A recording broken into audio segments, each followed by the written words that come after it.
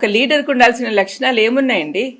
అనవసరంగా అవినాష్ని దినమంతా హత్య చేసినాడు అని చూసినారా వాళ్ళు హత్య చేసినట్లు? ఎవరు వాళ్ళకి ప్రూఫ్ చూపించారండి? ఎవరైతే హత్య చేశాడో వాడేమో బయట తిరుగుతున్నాడు. వాడు చెప్పిన మాటలు నమ్మి వీళ్ళు డిసైడ్ చేసేస్తారా?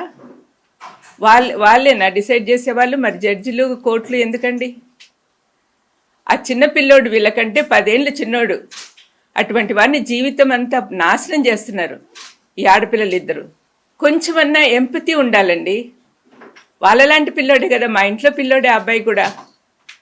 మరి వాళ్లకు పిల్లలు ఉన్నారు, వాళ్ళ జీవితం అంతా ఎంత పాడు చేస్తున్నదో ఒకసారి షర్మిలమ్మ కానీ సునీతమ్మ కానీ ఆలోచిస్తే వాళ్ళకి అర్థమవుతుంది. చంపిన వాళ్ళు మేము బయట తిరుగుతున్నారు, అనవసరంగా వాళ్లకు బెయిల్ ఇవ్వమని వాళ్ళ కోసం సుప్రీంకోర్టుకి వెళ్తున్నారు.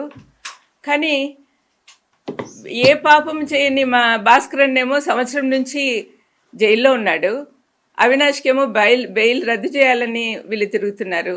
ఇదేం న్యాయం అండి? మేము ఆధారాలు లేకుండా మాట్లాడటం లేదు. విమలమ్మ గారు మా మేనత్తే, కానీ మేము చేస్తున్న ఏమైతే మాట్లాడుతున్నామో వివేకానంద రెడ్డి గారి హత్య విషయంలో మేము ఆధారాలు లేకుండా మాట్లాడటం లేదు. ఏమైతే సిబిఐ చెప్తుందో అవే ఆధారాలు ఉన్నాయి అని మేము మాత్రమే ఎత్తి చూపుతున్నాము.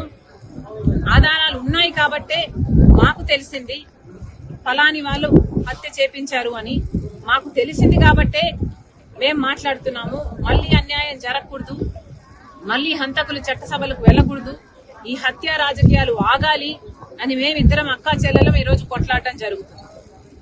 విమలమ్మ గారి కొడుకుకి జగన్మోహన్ రెడ్డి గారు వర్క్స్ ఇవ్వడం జరిగింది, ఆర్థికంగా వాళ్ళు బలపడడం జరిగింది కాబట్టే ఈరోజు విమలమ్మ గారు ఆ విషయాన్ని గుర్తుపెట్టుకున్నారు. కానీ చనిపోయింది సొంత అన్నని వివేకానంద రెడ్డి గారు తనకు ఎంత చేశారో అన్న విషయము విమలమ్మ గారు మర్చిపోయినట్టున్నారు.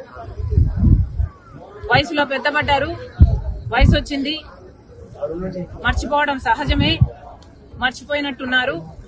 అందులో ఎండాకాలం